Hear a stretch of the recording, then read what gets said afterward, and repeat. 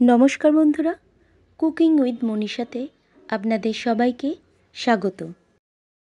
আজ আপনাদের সাথে শেয়ার করব আহুনা হান্ডি মাটনের রেসিপি।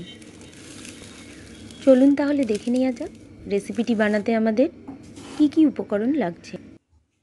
রেসিপিটি বানানোর জন্য প্রথমে কিছু মশলা পেস্ট বানিয়ে নিয়েছি। শিলে 1 চামচ গোটা জিরে, 1 চামচ গোটা ধনে দিয়ে একটা মিহি পেস্ট শিলে বেটে নিয়েছি। তারপর রসুনটাকে বেটে নিয়েছি। এরপর গোলমরিচ বেটে নিয়েছি। রেসিপিটি বানানোর জন্য আমি এখানে 500 গ্রাম মাটন নিয়ে নিয়েছি। 2 চামচ পরিমাণ ধনে এবং জিরে বাটা দিয়ে দিলাম, 1 চামচ পরিমাণ আদা বাটা দিয়ে দিলাম, 1 চামচ পরিমাণ রসুন বাটা দিয়ে দিলাম, 1 চামচ পরিমাণ গোলমরিচ বাটা এখানে দিয়ে দিলাম। স্বাদ অনুযায়ী 1 চামচ পরিমাণ লবণ যুক্ত করলাম। হলুদ গুঁড়ো দিয়ে দিলাম 1 চামচ পরিমাণ, কাশ্মীরি রেড চিলি পাউডার দিয়ে দিলাম 1 চামচ পরিমাণ, জিরে গুঁড়ো দিয়ে দিলাম 1 চামচ পরিমাণ, গরম মশলার গুঁড়ো দিয়ে দিলাম 2 চামচ পরিমাণ, পেঁয়াজ কুচানো দিয়ে দিলাম 1 কাপ পরিমাণ, হাফ কাপ পরিমাণ টক দই এখানে যুক্ত করেছি।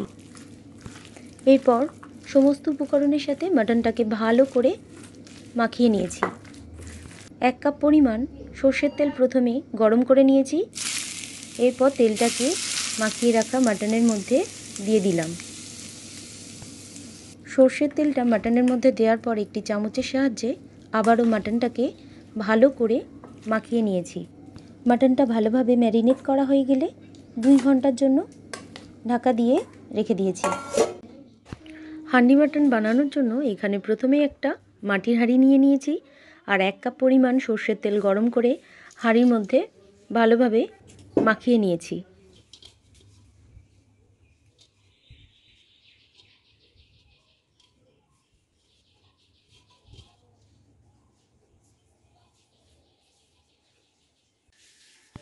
হাঁড়ির মধ্যে ভালোভাবে সর্ষের তেলটাকে মাখানো হয়ে গেলে এর মধ্যে দিয়ে দিয়েছি 2টি কুচানো পেঁয়াজ। পেঁয়াজটা হাঁড়ির মধ্যে দেওয়ার পর একটি চামচের সাহায্যে একটু নাড়িয়ে নিয়েছি। তারপর দিয়ে দিয়েছি একটা তেজপাতা, লবঙ্গ, এলাচ, দারুচিনির কাঠ, আরও 2-3টি তেজপাতা ছিঁড়ে হাঁড়ির মধ্যে দিয়ে দিয়েছি। 3টে শুকনো লঙ্কা দিয়ে দিলাম আর গোটা মশলা, গোটা জিরে, গোটা ধনে এবং কয়েকটা গোলমরিচ দিয়ে দিলাম।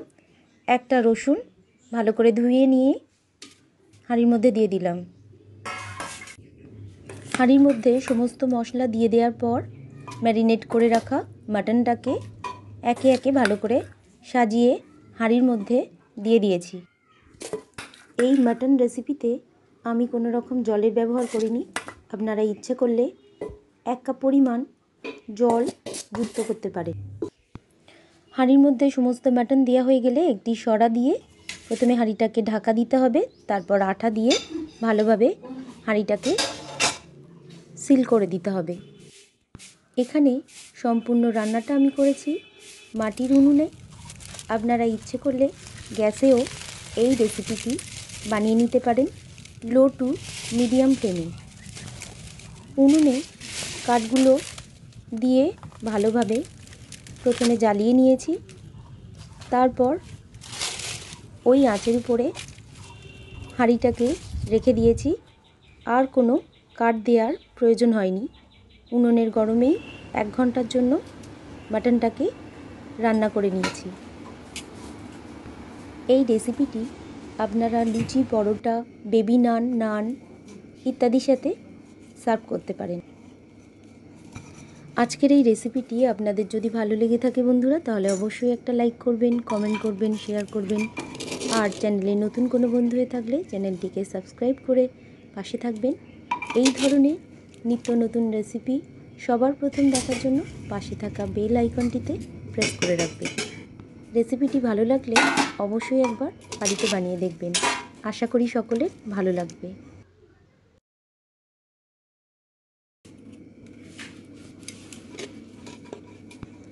বেবি নান আর হান্ডি মাটন পরিবেশনের জন্য একেবারে প্রস্তুত। রেসিপিটি শেষ পর্যন্ত দেখার জন্য আপনাদের সকলকে অসংখ্য ধন্যবাদ। সবাই ভালো থাকবেন, সুস্থ থাকবেন।